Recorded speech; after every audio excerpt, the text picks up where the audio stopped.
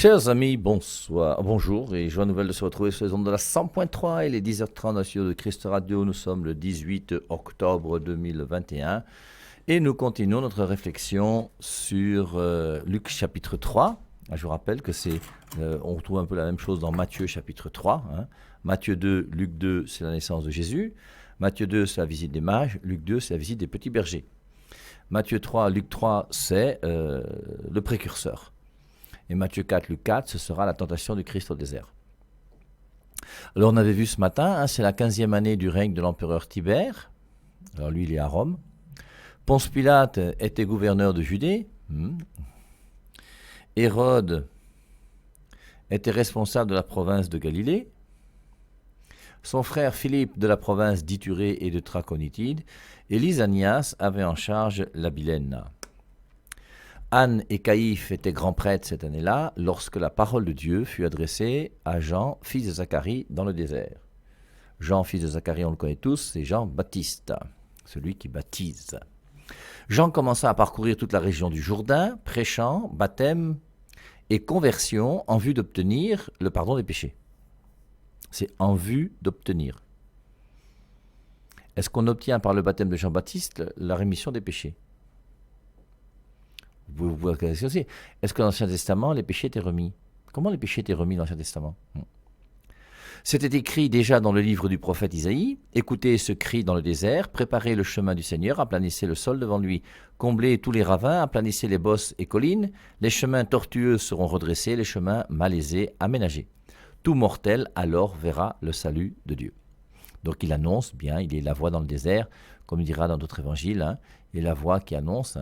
Et puis, il commence donc à préparer les voies du Seigneur. Il disait donc aux foules qui de tous côtés venaient à lui pour être baptisés, race de vipères. Alors, est-ce qu'il disait ça à tout le monde ou est-ce qu'il disait ça uniquement aux pharisiens ?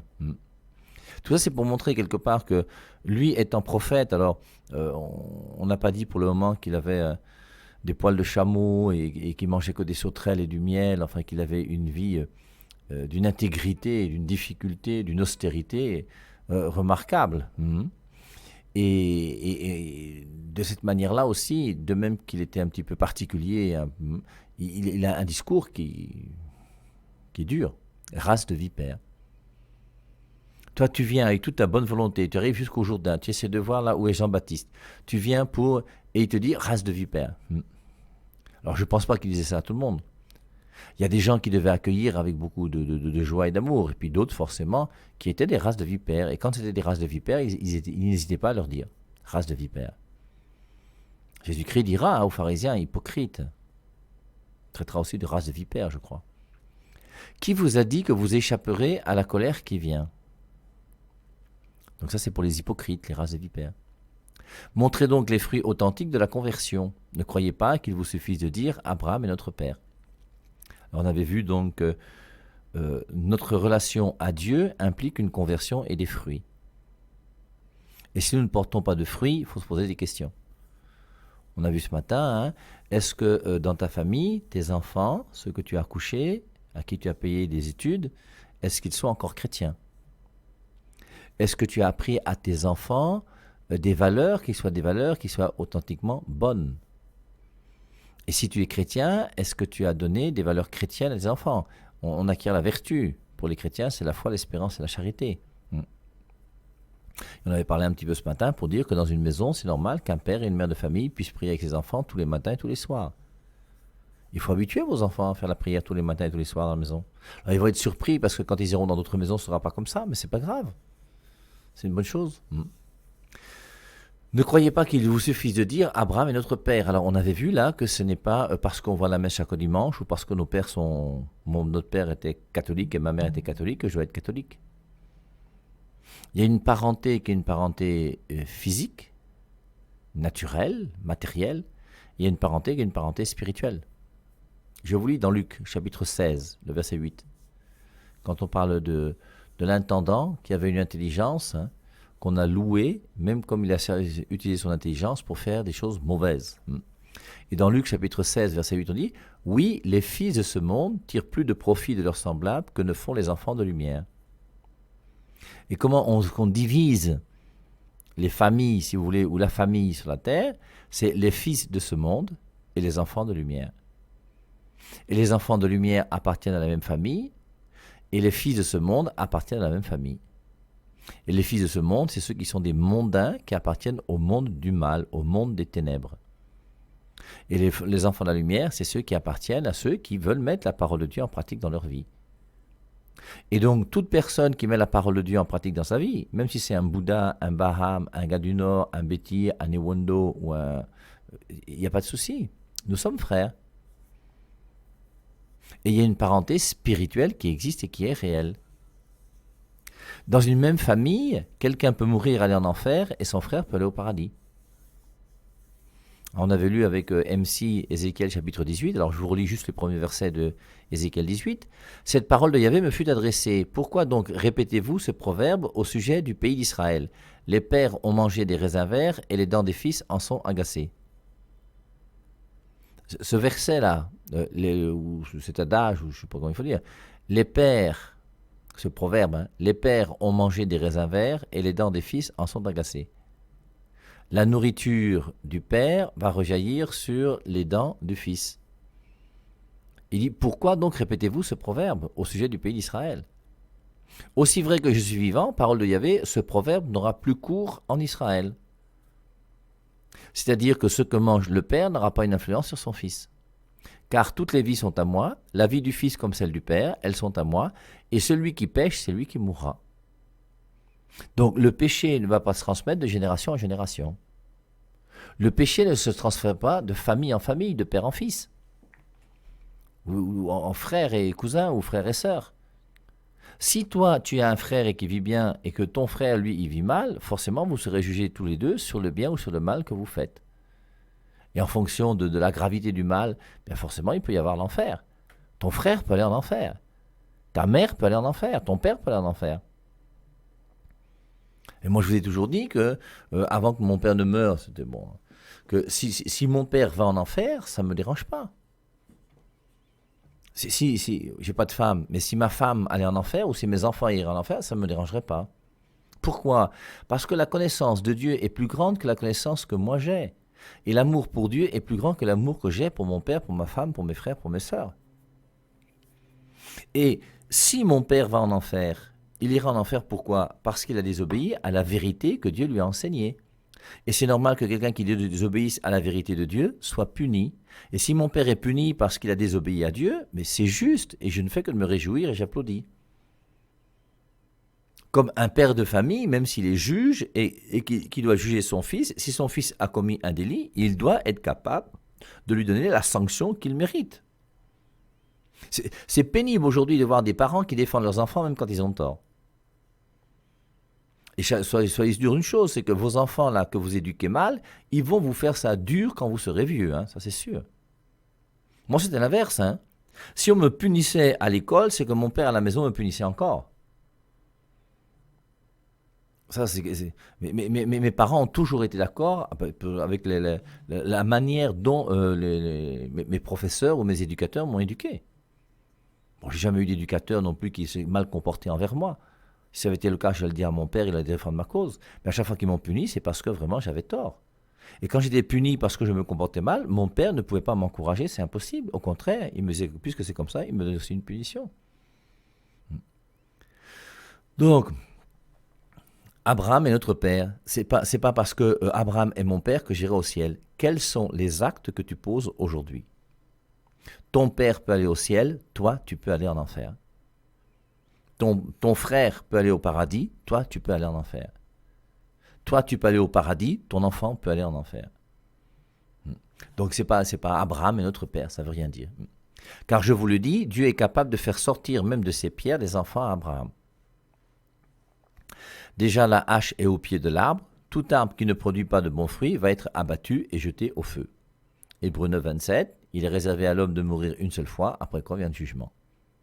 Et forcément, le jour où tu vas être jugé, déjà la hache est au pied de l'arbre. À partir du moment où tu nais, tu es déjà suffisamment vieux pour mourir. Parce que même les enfants meurent. Et du fait même que tu es vivant, sache qu'un jour, tu vas mourir. Et quand tu vas mourir, tu seras obligé de régler les comptes. C'est comme si tu rentrais dans un supermarché, tu mets des choses dans ton caddie qui est là, et bien à la fin, tu ne vas pas sortir sans passer à la caisse. Dieu t'a donné une vie qui est la tienne, que tu vis depuis 10 ans, 20 ans, 30 ans, 50 ans, 80 ans, et pour les plus vigoureux. Et maintenant, une fois que tu vas mourir, ben forcément, tu vas passer à la caisse. Tu es arrivé sur terre le jour de ta naissance, tu vas repartir le jour de ta mort. Et Dieu va dire, qu'as-tu fait?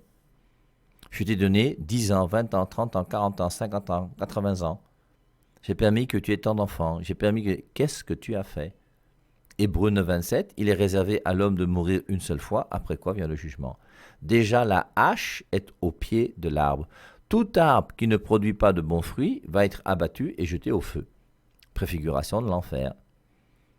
Qui est biblique. Je vous rappelle, ceux qui disent que l'enfer n'existe pas parce que Dieu est bon, c'est encore un argument erroné. C'est forcément, et heureusement d'ailleurs que l'enfer existe. Puisque Dieu nous a créés libres. Nous ayant créés libres, soit on est libre, soit on n'est pas libre. Et puisque nous sommes réellement libres, l'enfer ne peut qu'exister. Si on n'était pas libre, l'enfer n'existerait pas. Il n'y a pas d'enfer pour les arbres. Il n'y a pas d'enfer pour une voiture. Il n'y a pas d'enfer pour les poules et pour les coqs. L'enfer ne peut exister que pour ceux qui ont l'esprit, parce que l'esprit que j'ai, qui est l'image de Dieu en moi, implique que je suis libre. Et je peux dire oui à Dieu ou je peux dire non à Dieu. Et forcément, l'acte que tu poses par rapport à Dieu a des conséquences. C'était déjà dans le livre de la Genèse au chapitre 3. Adam et Ève ont dégamé, il y a eu des conséquences. Et forcément, il y aura des conséquences pour chacun d'entre nous. Les foules l'interrogeaient. Que devons-nous faire? Il répondait que celui qui a 2 vêtements en donne un à celui qui n'en a pas. Alors, il précise que celui qui a 2 vêtements en donne un à celui qui n'en a pas. On ne donne pas de l'argent à des gens qui ont de l'argent.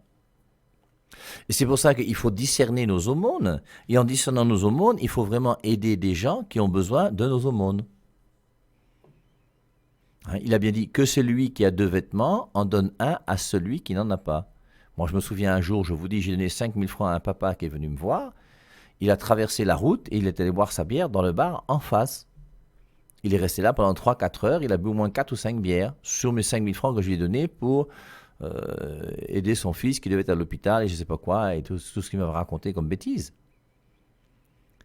Et quand je suis sorti quelques heures plus tard, j'ai vu qu'il était assis là avec quelques bières sur la table.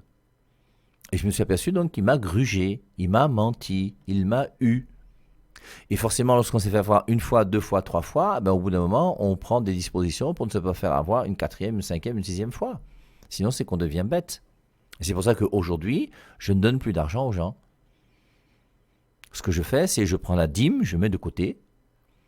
Et la dîme, je donne à des religieux, des religieuses, un orphelinat, enfin Si je connais réellement des gens qui ont un besoin et que je peux aider, à ce moment-là, il y a quelques petites personnes que j'aide, ils ne sont pas très nombreux. Mais il est clair que quand tu vois quelqu'un qui est handicapé, qui ne peut plus bouger de son lit et qui est sur place depuis des années, si tu lui donnes quelque chose chaque mois, je crois que ce n'est pas mauvais. Et il y a des gens vraiment qui ont des difficultés avec des enfants et qui souffrent. Et quand tu sais qu'il y a un besoin réel et que tu peux aider, il faut aider. Que devons-nous faire? Et la première réponse, il n'a pas dit « donne ta vie à Jésus-Christ ». Bon, Jésus-Christ n'est pas encore connu. On est déjà avec Jean-Baptiste qui annonce Jésus-Christ qui va venir. Il n'a même pas dit « obéis aux 10 commandements ». Il a dit que celui qui a 2 vêtements en donne un à celui qui n'en a pas. Et que celui qui a de quoi manger fasse de même.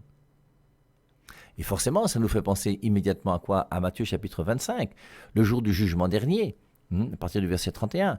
Lorsque le Fils de l'homme viendra dans sa gloire pour juger les vivants et les morts, il dira à ceux qui sont à sa droite, à ceux qui sont à sa gauche, venez les bénis de mon Père dans le royaume des cieux préparé pour vous depuis la fondation du monde. J'ai eu faim, vous m'avez donné à manger.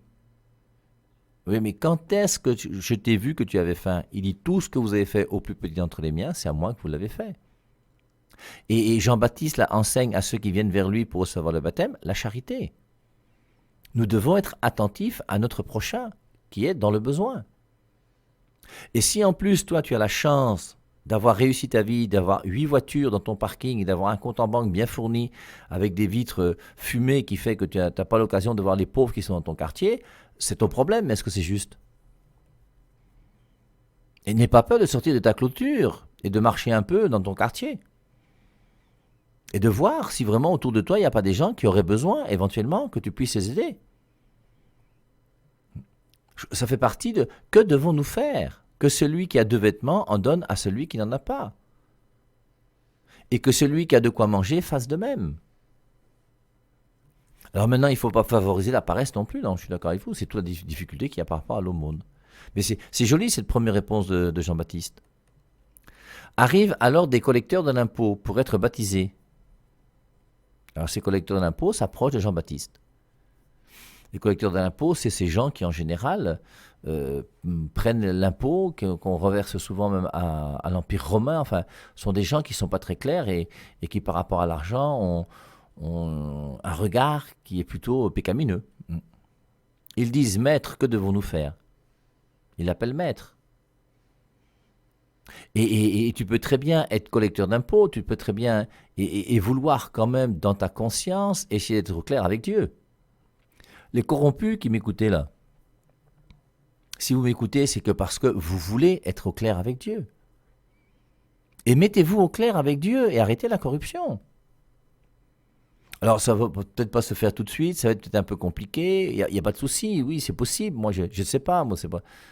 Mais ce que je peux vous dire, c'est que Jean-Baptiste a été clair.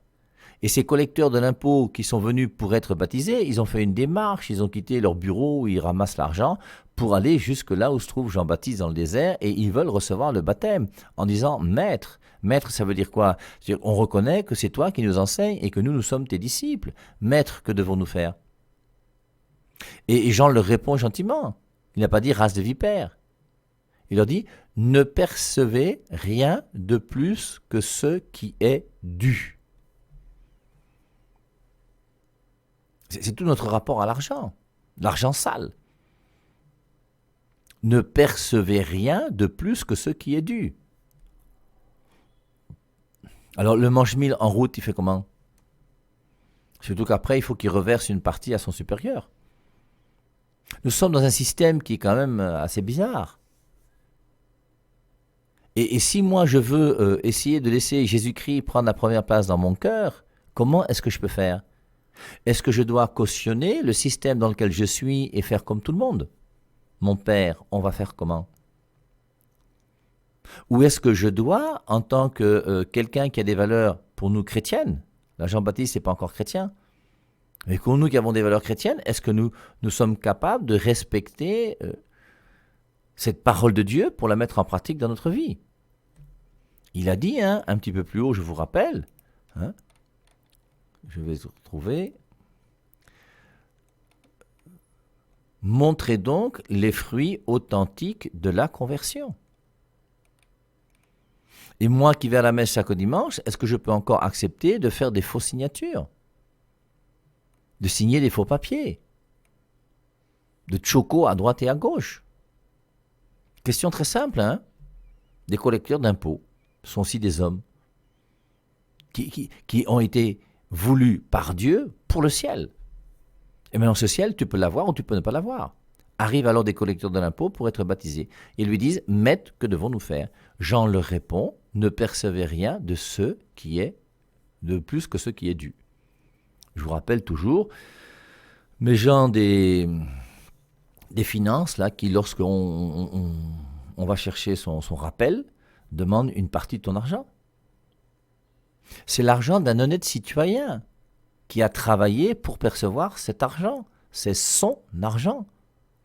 Et ne pas lui donner cet argent, c'est être un voleur. Et c'est pas parce que tout le monde fait comme ça qu'il faut faire comme ça. Mais mon père, si je ne fais pas comme ça, je vais perdre mon travail. Bon, très bien. Matthieu 10, 34, je ne suis pas venu apporter la paix sur la terre, mais l'épée. On sera divisé, on aura pour ennemis les gens de sa propre maison. Le père sera divisé avec son fils, etc., etc., etc. Il dit même, prends ta croix chaque jour, viens et suis-moi. Mais au bout d'un moment, vous voyez, on ne peut pas continuer toute notre vie à pouvoir faire des choses mesquines par rapport à Dieu. Et plus on approche de la mort, plus un jour on sait qu'on va rencontrer Dieu. Alors le plus proche de la mort parmi nous, c'est qui? J'en sais rien. Mais c'est que plus on vieillit quand même, plus on se dit que la conversion, c'est quand même quelque chose qui est important. Et il faut que chacun d'entre nous puissions, alors surtout par rapport à l'argent, puisque l'argent, c'est le nerf de la guerre, comme on dit. Où est-ce que nous en sommes? Et rappelez-vous Matthieu 6, 24, hein, il faut choisir entre Dieu et l'argent. Il y a un choix entre Dieu et l'argent. Matthieu 6, 33, occupez-vous premièrement du royaume des cieux, et tout le reste vous sera donné par surcroît. Donc les soldats l'interrogent à leur tour et lui disent « Et nous, que devons-nous faire ?» Il leur répond « Ne brutalisez personne. » Les mbérés là.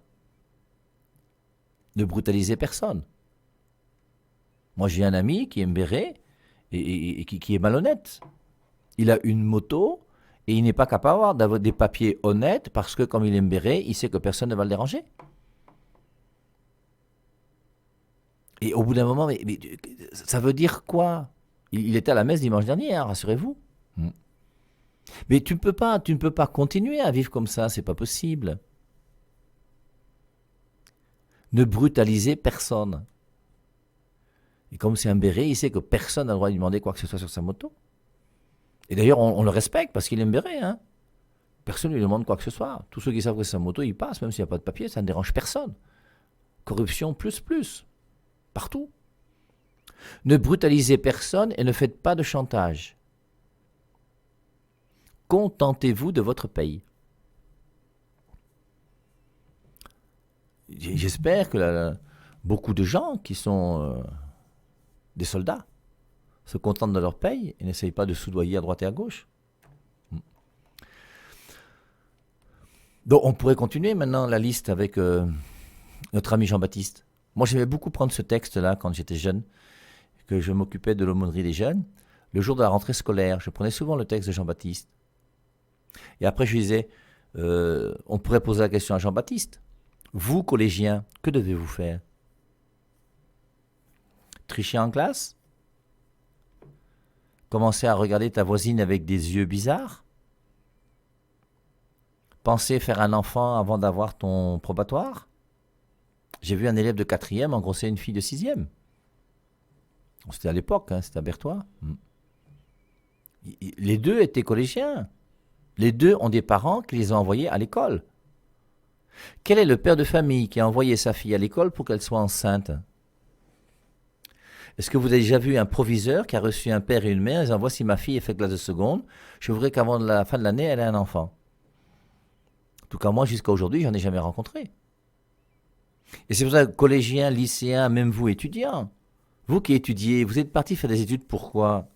Qu'est-ce que vous cherchez? Alors maintenant, étant étudiant, c'est normal que ton cœur commence à battre pour une fille ou un garçon. Mais maintenant, que tu aimes un garçon ou une fille, que devons-nous faire? Demande à Jean-Baptiste. Ou si tu ne veux pas demander à Jean-Baptiste, demande à Jésus. Jésus, voici cette fille que j'aime. Jésus, voici ce garçon que j'aime. Maintenant, je fais comment? Je fais comme tout le monde? Je t'aime, tu m'aimes, on sexe? Comment est-ce que tu fais? Et est-ce que tu es capable de respecter cette parole que Dieu te donne? Virginité jusqu'au jour du mariage chrétien. Et j'espère que vous êtes de plus en plus nombreux à croire à la virginité jusqu'au jour du mariage chrétien. À faire des efforts pour commencer à ne pas commencer à prendre votre sac et votre valise pour aller habiter chez un homme que vous n'avez même pas présenté à votre père et votre mère. Quelle horreur! S'il y a une fille, là, tu es parti depuis quelques semaines ou quelques mois habiter chez un homme. Tu as pris ton sac et ta valise. Tu n'as même pas dit à ton père et à ta mère, ben, si tu es sage, tu prends ton sac et ta valise et tu rentres chez toi. C'est la première des choses à faire. Parce que tu es une fille bête. Tu es stupide. Le gars là t'a dit quoi? Il t'a menti, c'est comment? C'est le plus bel homme de la terre? Et donc tu commences déjà à habiter chez un homme sans dire à ton père et ta mère où tu es? Mais il faut être malade, il faut être fou. C'est de la folie ça. Et forcément, il y aura des conséquences. Hein. Nous payons les conséquences de tous les actes que nous posons. Alors qu'est-ce que, je sais pas, moi Jean-Baptiste dirait aujourd'hui aux collégiens, aux lycéens? Ceux qui font des partouzes, là, puisque ça a chauffé pendant un certain temps, j'espère que c'est un peu fini quand même. Des jeunes qui, plutôt que d'aller en classe, se retrouvent dans une maison où ils font des partous à plusieurs. Ça va t'apporter quoi? Et après, tu vas aller à la messe ce dimanche pour dire Notre Père qui es aux cieux? Alors, on pourrait continuer. Vous, les hommes et les femmes qui commettez l'adultère, là, demandez à Jean-Baptiste. Si vous pouviez marcher vers le Jourdain pour aller rencontrer Jean-Baptiste et lui dire « Que devons-nous faire, nous qui commettons l'adultère ?» Et vous pensez qu'il va vous dire quoi? Ben, continuez l'adultère. Comme tu as un deuxième bureau, prends un troisième, prends un quatrième. Jamais, c'est impossible. Et la plupart d'entre nous, nous savons ce que Dieu nous demande de faire. Maintenant, à nous de prendre les moyens de le réaliser. Alors ça peut être difficile, oui, je vous l'accorde. Mais plus je vais m'empêtrer dans un péché, plus ce péché-là va me coller à la peau et plus ce sera difficile de m'en sortir. Il est clair que quand quelqu'un saoule depuis 20 ans et est accro à la bière depuis 20 ans, pour s'en sortir, c'est très compliqué.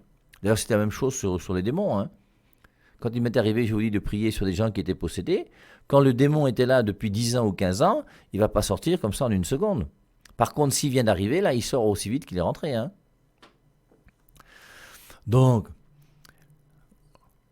que chacun d'entre nous, nous puissions poser la question à Jean-Baptiste. Ceux qui cherchent le mariage, que devons-nous faire? Tout d'abord, commencer à vivre la chasteté. Si tu as perdu ta virginité, arrange-toi à trouver un garçon qui refuse de sexer avant le mariage à l'église. Mais je suis sûr que tu vas me dire, mais mon père, c'est pas possible, on va pas trouver, j'essaie. Il n'y a pas de souci alors. Si tu penses que tu vas pas trouver, fais comme tout le monde. Qu'est-ce que tu veux que je te dise, moi? Je ne vais pas te dire autre chose que ce que nous dit la parole de Dieu. Et c'est en mettant cette parole de Dieu en pratique dans ma vie que je trouverai le véritable chemin. Le chemin du bonheur, ça ne veut pas être autrement. Alors, ceux qui vont chez les marabouts, vous qui allez souvent voir là, chez les marabouts, si le mariage de votre enfant sera bien, s'il faut voyager, s'il ne faut pas voyager, si... Allez voir, allez voir. Vous mettez votre confiance dans une femme, vous mettez votre confiance dans un homme, et vous dites que vous êtes chrétien. Mais forcément, vous paierez les conséquences un jour, ça ne va pas être autrement. Et si tu demandes à Jean-Baptiste aujourd'hui, moi qui vais chez les marabouts, là, qu'est-ce qu'il faut que je fasse? Il va te dire, hein, ne va plus chez les marabouts, coupe le lien avec ces gens-là. Donc, je continue aussi avec ceux qui s'approcheraient de Jean-Baptiste pour demander, je cherche la vérité par rapport à celui que tu appelles le Messie, là, comment est-ce qu'on fait? Et forcément, que devons-nous faire, nous qui cherchons la vérité par rapport au Christ? Ben, la première des choses à faire, c'est faites la distinction entre Bible et parole de Dieu. Et une fois que vous aurez fait la distinction entre Bible et parole de Dieu, vous comprendrez que croire que seule la Bible est la parole de Dieu est une idiotie, une bêtise monstrueuse, une erreur. Et vous commencerez à comprendre que la vérité se trouve non pas dans la Bible, mais que la vérité se trouve dans l'Église. C'est pour ça que Jésus-Christ a voulu une Église et qu'il est mort pour son Église. Que devons-nous faire? Mais il faut devenir catholique, tu n'as pas le choix. Alors, on pourrait continuer, vous-même, vous allez continuer la liste là autant que vous voulez. Ensuite, donc, notre Jean-Baptiste, le peuple était dans l'attente et tous se demandaient si Jean ne serait pas le Messie. Mais c'est extraordinaire de voir ce petit bonhomme de rien du tout qui est au désert, donc un petit peu en dehors quand même de la ville. Les gens vont à lui. Moi, pour que les gens viennent à moi, il fallait que j'aille dans une paroisse, que j'annonce à la messe de samedi soir, de dimanche matin, de dimanche soir, pour que le lundi, il puisse se retrouver à l'église. Lui, non. Il est là au désert et les gens courent à lui. Le bouche à oreille qui fait que il a 30 ans, comme son grand frère Jésus qui va commencer sa vie apostolique. Il est encore très jeune. À 30 ans, moi, je n'étais pas connu. Hein. Et il est là au désert et les gens courent vers lui. C'est extraordinaire. Hein. Le peuple était dans l'attente et tous se demandaient si Jean ne serait pas le Messie. Alors Jean leur répondit à tous, « Moi, je vous baptise avec l'eau, mais un autre vient plus fort que moi, je ne suis pas digne de délier les lacets de ses sandales, lui vous baptisera dans l'Esprit Saint et le feu. » Alors comprenons bien, ce qu'on verra donc à 17h, la distinction qu'il y a entre « moi, je vous baptise dans l'eau », Jean-Baptiste plonge les gens dans l'eau, Jésus-Christ ne plonge pas les gens dans l'eau. Le baptême chrétien n'est pas le plongeon dans l'eau.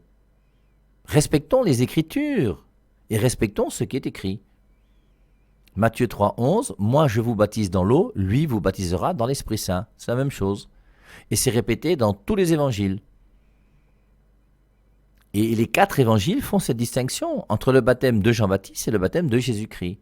Et le baptême que Jésus-Christ va recevoir de Jean-Baptiste n'est pas le baptême chrétien. Ça, il faut que ce soit clair pour chacun d'entre nous.